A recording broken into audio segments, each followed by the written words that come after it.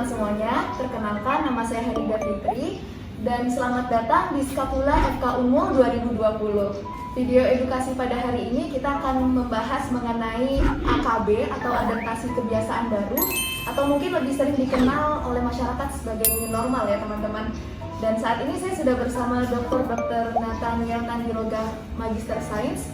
Beliau adalah Ketua Satgas COVID Universitas Mula Warman dan beliau juga merupakan dosen Fakultas Kedokteran Universitas Mula Warman. Kebetulan juga beliau adalah Ketua Ikatan Dokter Indonesia Kalimantan Timur. Beliau adalah narasumber kita pada hari ini. Selamat siang dokter. Selamat siang dek. Bagaimana kabarnya dok? Alhamdulillah puji Tuhan sehat. Alhamdulillah sehat dok ya. Oke, jadi langsung aja. Ini sebenarnya mengenai AKB nih ya dok. Ya. Sebenarnya kalau menurut dokter sendiri, AKB ini apakah sudah cocok gitu untuk diterapkan saat ini di Indonesia? Oke, baik, terima kasih ya untuk video edukasi ini. Saya kira ini hal yang sangat positif sekali dan saya mengapresiasi setinggi-tingginya upaya daripada Skapula ya. Terkait dengan pertanyaan AKB, adaptasi kebiasaan baru. Jadi yang awalnya dipopulerkan dengan nama new normal. Ini sebenarnya AKB atau new normal ini adalah suatu keniscayaan sebenarnya. Mau tidak mau harus kita jalani. Kenapa? Karena virus corona atau COVID-19 diprediksi bahwa itu akan berlanjut terus. Bahkan diperkirakan akan menjadi endemis di beberapa wilayah dan barangkali akan berlanjut sampai tahun 2021 di tengah-tengah masyarakat kita. Nah, dalam tempo waktu yang begitu panjang tentu kita tetap harus beraktivitas karena sebelum-sebelumnya kita dipaksa oleh baik itu oleh aturan dari WHO maupun dari pemerintah dalam rangka menghambat penularan atau penyebaran daripada COVID ini untuk stay at home. Kita harus tinggal diam di rumah. Ya. Nah, ketika kita tinggal diam di rumah, tentu ada faktor-faktor lain yang tidak berjalan dengan baik. Ya. Banyak faktor-faktor yang tidak berjalan ketika semua orang dipaksa untuk tinggal diam di rumah. Baik itu dari sisi sosial budaya, dari sisi ekonomi apalagi, ya aktivitas ekonomi. Bahkan aktivitas keagamaan kita pun terganggu dengan adanya COVID ini. Nah, itulah yang memaksa kita untuk bagaimana kita bisa beradaptasi, ya. Mengadaptasi karena sebagai makhluk yang diberikan kecerdasan tinggi oleh Sang Pencipta, oleh Tuhan Yang Maha Esa, kita sebagai manusia mempunyai kemampuan adaptasi yang luar biasa untuk bisa terhindar dari segala ancaman terhadap kita. Barangkali itulah ide mengapa muncul kebiasaan adaptasi baru untuk bisa kita tetap melakukan kegiatan, aktivitas normal seperti sebelum ada COVID yang saat ini yang mesti harus kita jalani, tentu dengan tambahan-tambahan protokol. Ya. Apa tambahan-tambahan protokol kesehatan? Ya, diantaranya adalah memakai masker, ya, cuci tangan, sering-sering cuci tangan, dan social distancing. Itulah yang dimaksud dengan tiga hal itulah yang dimaksud dengan adaptasi kebiasaan baru. Yang sebelum COVID kita jarang sekali lakukan itu. Bahkan mungkin dari sekian juta orang ya 1-2 orang paling banter yang melakukan itu. Nah, itulah yang kita maksud dengan adaptasi kebiasaan baru.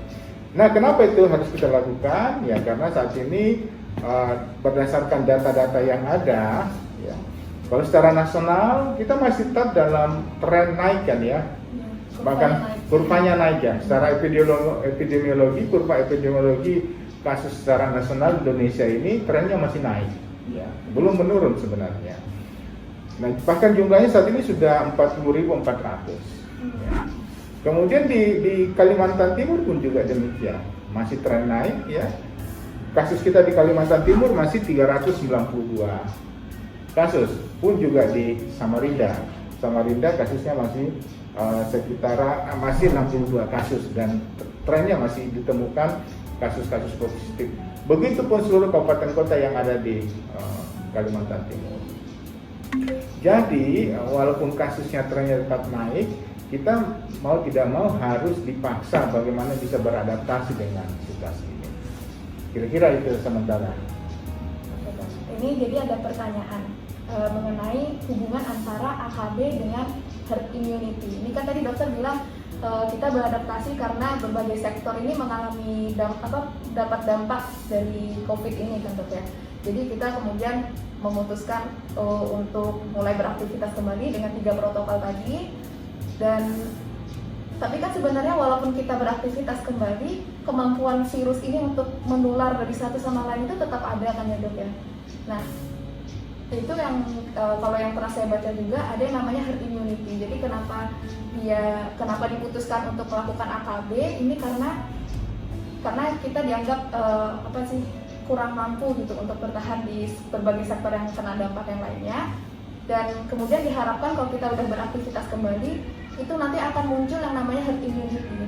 Nah seperti itu dok. Jadi sebenarnya ada nggak sih kaitan antara AKB ini, adaptasi ini dengan herd immunity? Oke. Baik, sebelum saya ke herd immunity, barangkali perlu kita juga kaji data yang kita miliki ya. Kalau kita lihat tingkat kan suatu kasus infeksi yang jadi tolak ukur itu adalah yang pertama adalah berapa jumlah orang yang terinfeksi, berapa kecepatan menginfeksi, ya, itu yang pertama. Yang kedua, berapa yang meninggal. Itu menjadi tolak ukur kita ya di dalam apakah suatu agen atau suatu virus yang infeksius itu seberapa banyak dia bisa menginfeksi dan seberapa berat atau seberapa bahayanya dia bisa menimbulkan kematian karena infeksiusnya tadi. Nah, coba kita lihat. Kalau kita lihat kasus di Indonesia, tingkat kematian kita saat ini kan 5,52%. 5,52% dari kasus yang ada, yang meninggal 5,52%. Artinya kita cukup rendah dibanding dengan negara-negara lain. Ya. Kemudian tingkat kesembuhan kita secara perlahan mulai naik 38,8%. Dan lebih menyejukkan lagi ya kasus kita di Kalimantan Timur, karena saat ini Kalimantan Timur hanya 4 yang meninggal. Ya, kurang bagus ya kalau saya gunakan kata hanya ya, 4 yang meninggal, ada 4 yang meninggal ya, sehingga kita hanya 1% di Kalimantan Timur ini, hanya 1% yang meninggal. Untuk Samarinda sendiri dari 62 kasus 1 yang meninggal, 1,6% kasus meninggal, dan kesembuhan di Kalimantan Timur 70% perlahan mulai naik, dan juga Samarinda, bahkan Samarinda kasus kesembuhannya 85%. Ini menunjukkan bahwa, tapi memang perlu penelitian lebih lanjut, bahwa barangkali strain yang kita miliki, virus yang kita miliki di Indonesia atau secara khusus di Kalimantan Timur ini mungkin lebih lemah dibanding dengan strain-strain yang ada di negara asalnya, dari Wuhan atau di negara-negara Amerika maupun negara Eropa. Kalau kita melihat tingkat kematian dan tingkat keparahan penyakit, kita cenderung lebih ringan, dari sedang sampai ringan kecenderungannya kita. Nah, kenapa itu ini banyak faktor yang bisa terjadi, tapi mungkin perlu penelitian lebih lanjut ya.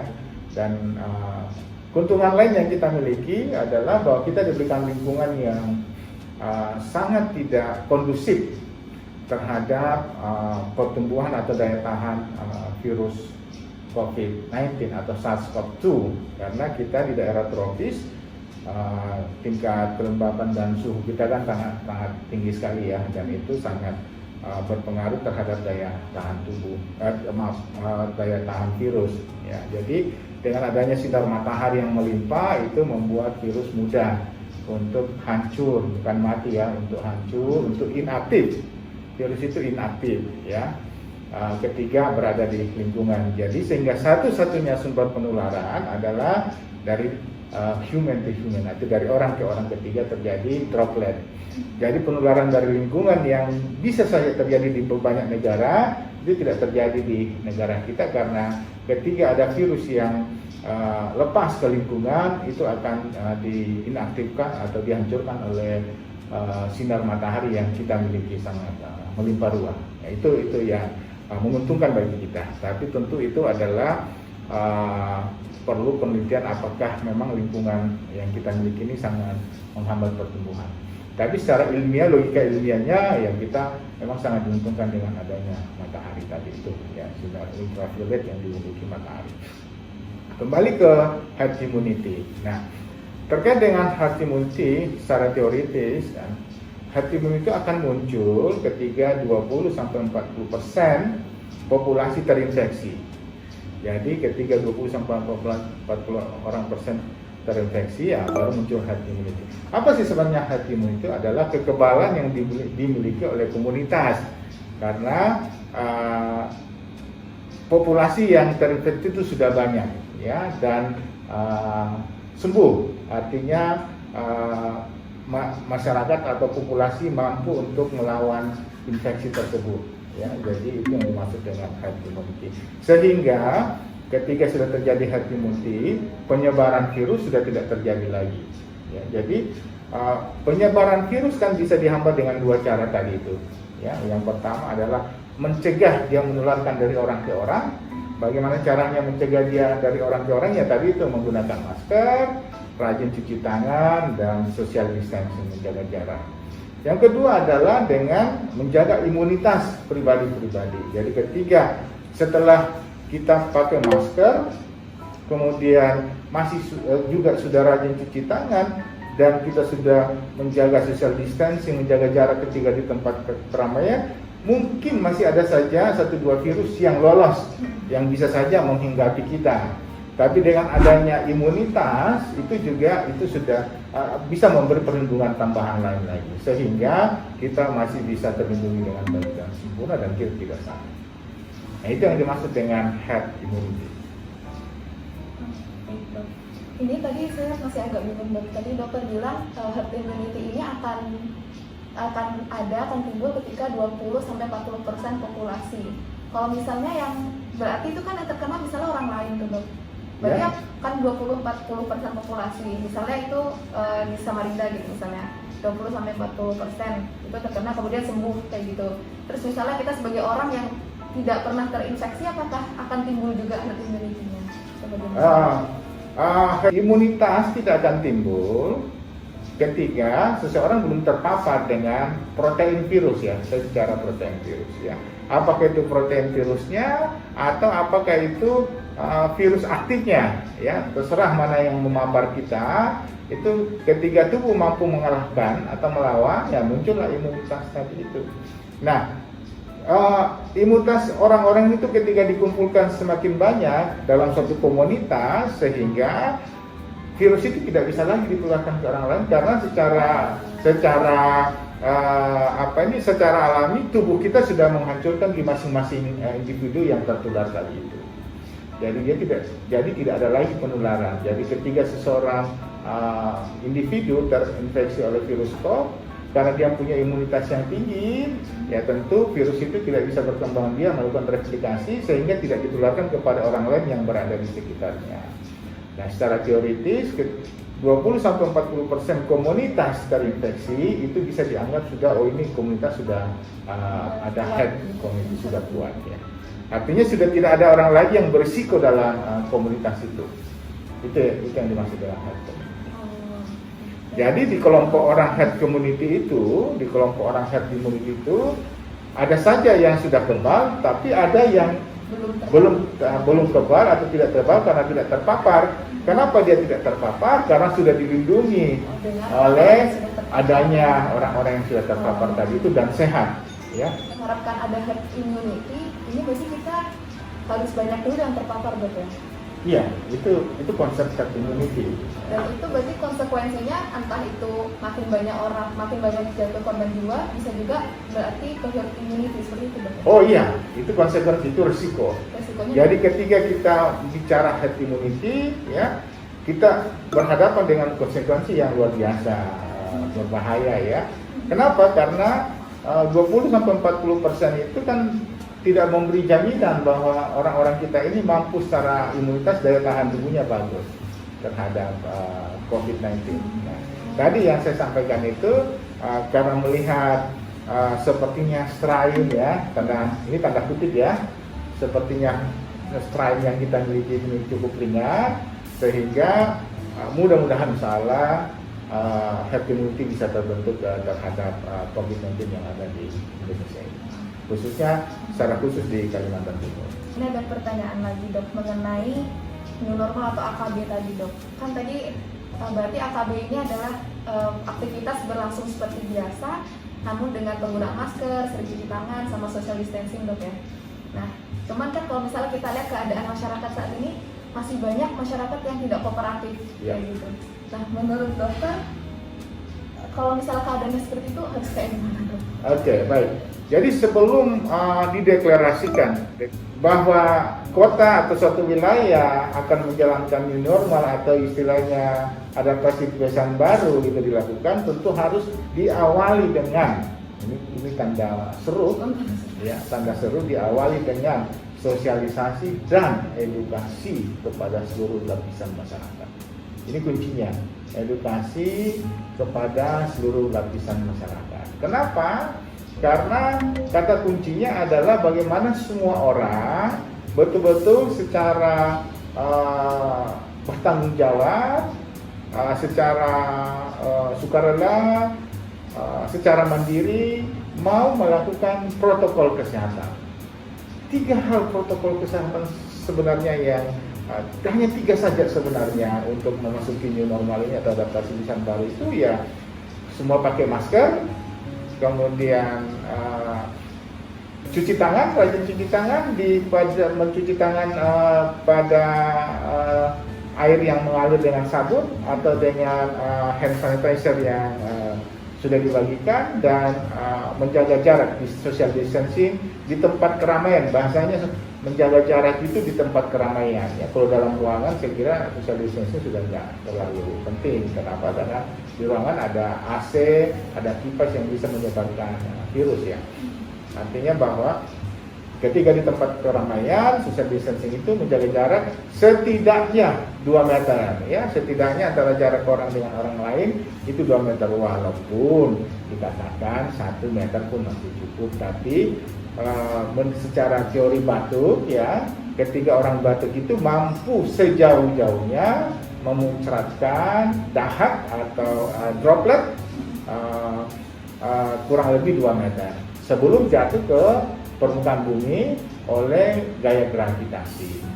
Itulah mengapa masker sebagai prasyarat ya, dan jarak sebagai prasyarat. Dan ketika ada orang pakai masker batuk, tentu batuknya partikel yang dia batukkan akan melengket di masker yang dia miliki. Tentu masih ada yang lolos ya, ada yang lolos. Nah, yang lolos itu diproteksi lagi oleh masker ada orang yang ada di sekitarnya. Ya kan, double kan ya? Ya.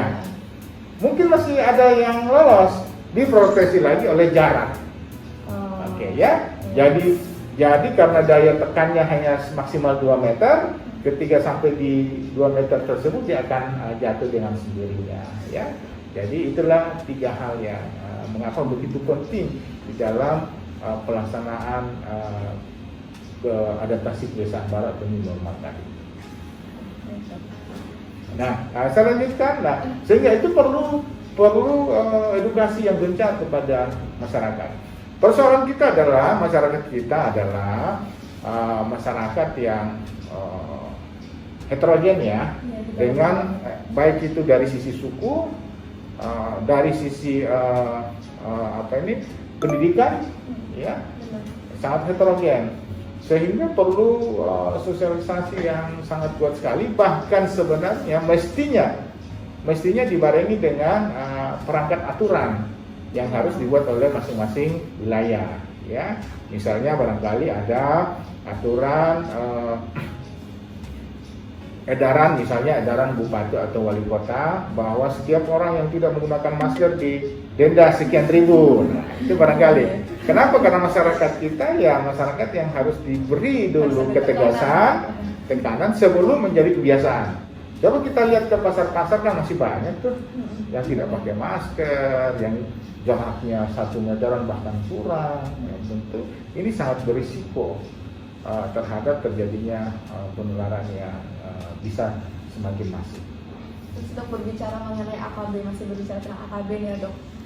Kalau yang pernah saya baca-baca sebelumnya itu, selama kita dalam situasi pandemi ini, kita sebisa mungkin kalau misalnya sakit itu jangan ke rumah sakit dok, kayak gitu. Kalau yang pernah saya baca-baca, misalnya nih kalau misalnya ada, terutama kalau misalnya ke dokter gigi gitu, misalnya ada masalah gigi gitu kan, kalau misalnya sakitnya nggak sakit-sakit banget, nggak urgent banget, nggak usah ke dokter. Nah kayak gitu. Nah kalau misalnya sekarang kita akan memasuki era AKB gitu, adaptasi yang baru. Kalau misalnya ada orang-orang yang mungkin butuh untuk ke rumah sakit, apakah itu bagaimana gitu dok? Oke, memang ketika awal-awal pandemi ya, untuk mencegah penularan bahkan seluruh layanan-layanan memang diarahkan layanan kesehatan online ya, kecuali pada kasus-kasus emergensi, tindakan yang mesti harus dilakukan di rumah sakit. Dulu memang bahkan Kementerian Kesehatan mengeluarkan edaran bagaimana pengurangan jam layanan di puskesmas maupun di rumah sakit. Ya tujuannya tadi itu untuk menghambat penularan, untuk menghambat penyebaran daripada COVID-19. Sehingga kita diarahkan untuk pelayanan atau dokter online. Ya, bahkan di Fakultas Kedokteran kan juga melakukan modul lainnya, memberikan konsultasi kepada pasien-pasien yang membutuhkan konsultasi dalam hal kasus ringan ya. Sakit-sakit ringan masih bisa ditangani secara online. Tapi pada kasus-kasus berat yang perlu tindakan tentu harus ke rumah sakit. Nah, masuk ke era adaptasi ini tentu prosesnya akan tetap sama ya. Artinya bahwa ketika ada adaptasi ketika ada kasus-kasus ringan masih bisa dilakukan secara online, ya dilakukan secara online ya. Itu kenapa untuk mencegah kontak yang sering, baik itu antar pasien maupun juga antar dokter dan pasien atau antar nakes dan pasien ya. Karena kan semua dokter itu kan berisiko untuk menularkan dan tertular kan gitu ya. Semua dokter itu berisiko untuk menularkan dan tertular. Begitu dengan pasien ya, berisiko untuk tertular. Selama AKB ini peraturan-peraturan mengenai yang kalau bisa di rumah dulu, nggak usah ke rumah sakit itu akan tetap dilaksanakan gitu ya, akan tetap berlangsung seperti itu aturannya gitu. Iya, artinya mengurangi aktivitas yang tidak produktif ya. Jadi yang tidak produktif ya di rumah saja, ngapain mau keluar rumah kalau tidak produktif ya. Tapi yang boleh keluar rumah, adaptasi kebiasaan baru itu ya yang produktif tadi itu ya, termasuk dengan kebiasaan baru untuk ketiga harus beribadah di tempat-tempat ibadah ya. Tadinya ketika kita masuk ke masjid atau ke gereja atau ke vihara ya, misalnya bisa jaraknya sekitaran 20 sampai 50 cm atau bisa berdempetan, sekarang nggak bisa lagi. Dulu ketika kita ketemu kita jabat tangan, sekarang tidak bisa lagi. Jabat siku gitu kan? Ya, jabat siku atau apapun namanya ya. Atau dulu ketika kita ketemu kita cipika-cipiki kan ya. Sekarang nggak boleh lagi. Ya, itulah yang dimaksud dengan kebiasaan baru. Yang tadinya dulu itu adalah kebiasaan, sekarang nggak bisa lagi kita praktekkan itu. Muncul kebiasaan baru yang dulu cipika-cipiki itu normal, sekarang itu enggak normal lagi ketika kita cipika-cipiki. Justru membahayakan. Dulu kita jarang pakai masker, hanya ketika kita berkendaraan di tempat-tempat berdebu. Sekarang masker menjadi suatu kewajiban ketika kita keluar rumah. Nah, kalau misalnya sekarang AKB ini akan diterapkan juga berarti kan di Fakultas Kedokteran di Unmul ini dok ya. Persiapan seperti apa yang sudah disiapkan oleh pihak kampus ini? Iya kan, tentu ada protokol kan, kita punya Satgas COVID-19 Universitas Mula Warman yang menyusun protokol ya untuk menghadapi kebiasaan baru tadi itu. Karena kita sekarang ini sejak kampus di lockdown kan ya, tidak ada aktivitas kampus. Sekarang mulai dilonggarkan tahap 1 bahasanya. Dilonggarkan tahap 1 itu dengan seluruh pejabat struktural dan juga tendik ya, itu sudah masuk per tanggal 15 Jadi Juni ya. Jadi sudah masuk ya, semuanya sudah aktif. Kemudian memang untuk mahasiswa memang kemarin kita usulkan bahwa untuk menyelesaikan semester ini diselesaikan secara online. Ya, apakah semester berikutnya nanti awal semester kita sudah mulai dengan offline, dibarengi dengan variasi antara offline dan online ya. Jadi pada kegiatan-kegiatan yang harus kita lakukan secara offline, misalnya praktikum ya, ataupun penelitian ya harus kita lakukan offline. Ya. Pada kuliah-kuliah yang bisa kita lakukan secara online, ya kita lakukan secara online. Ini juga kebiasaan baru nih. Ini juga adaptasi kebiasaan baru.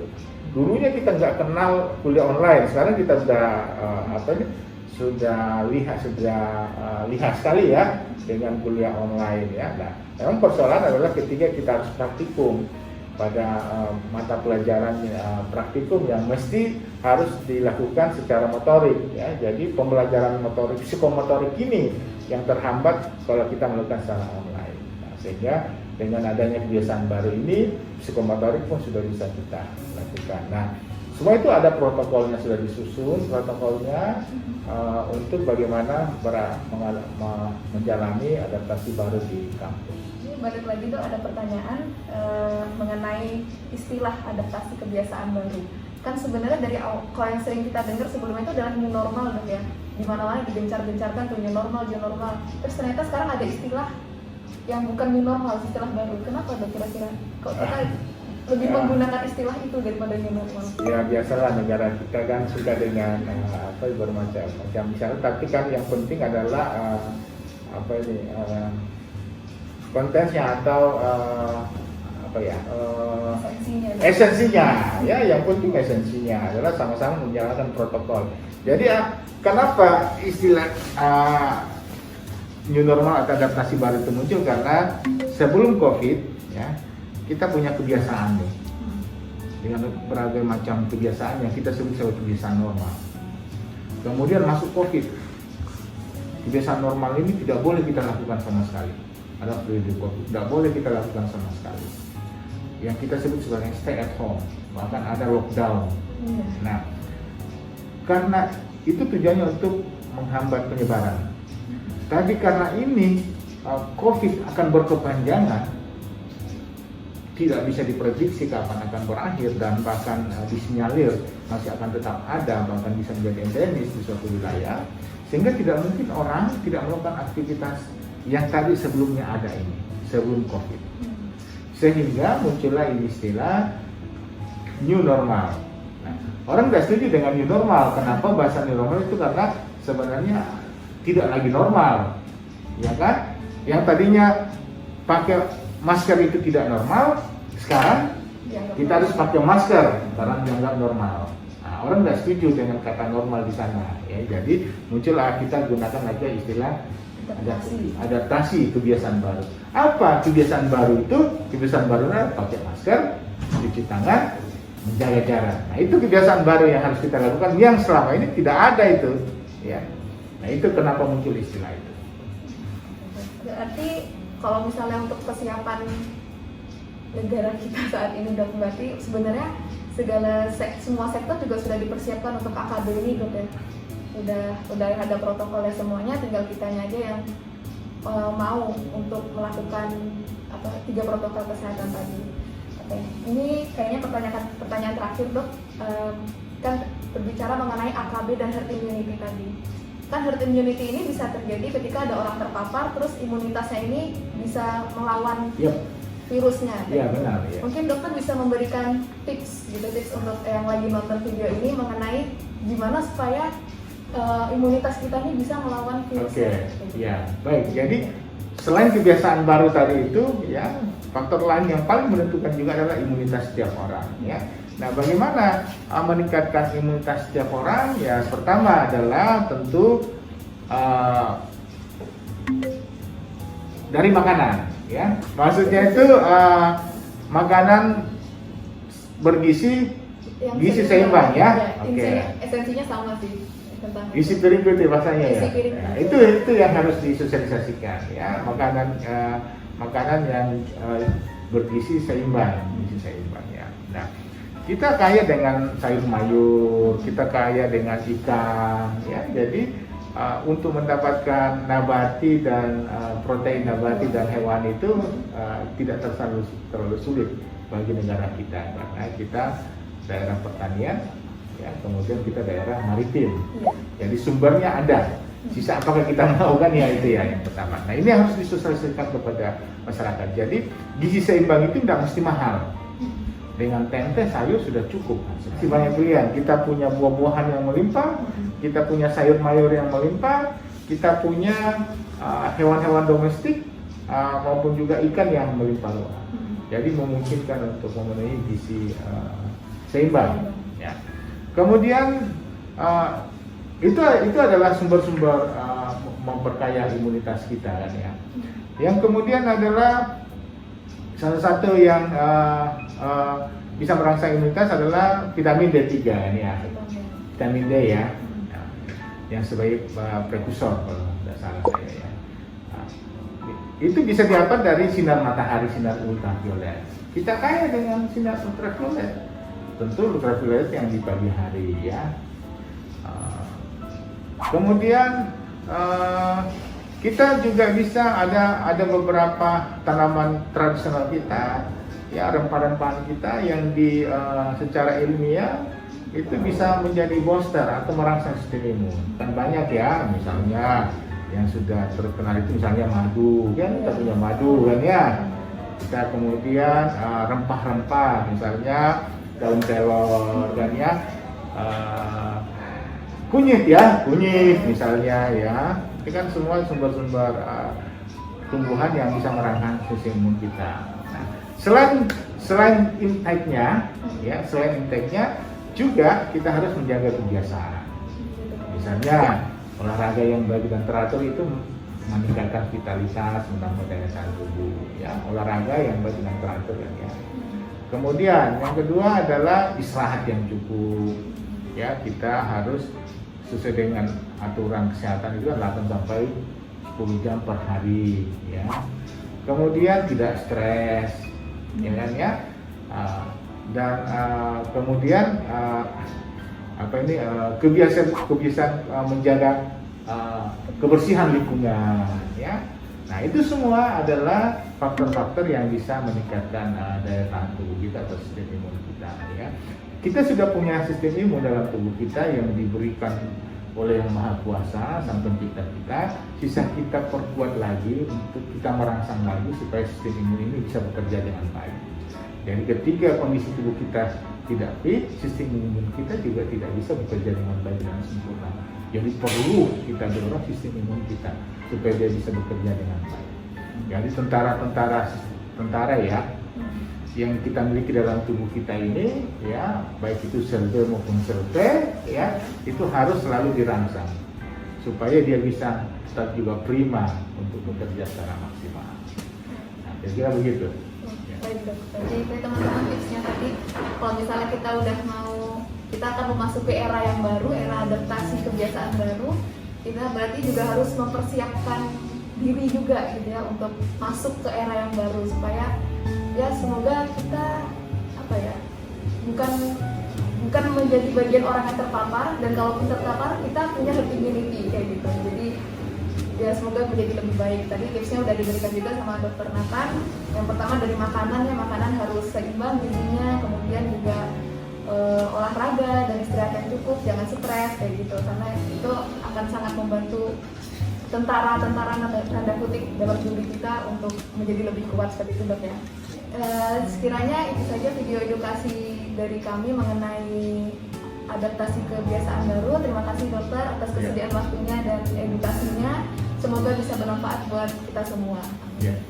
Oke, baik teman-teman, terima kasih sudah menonton dan semangat untuk memasuki era yang baru.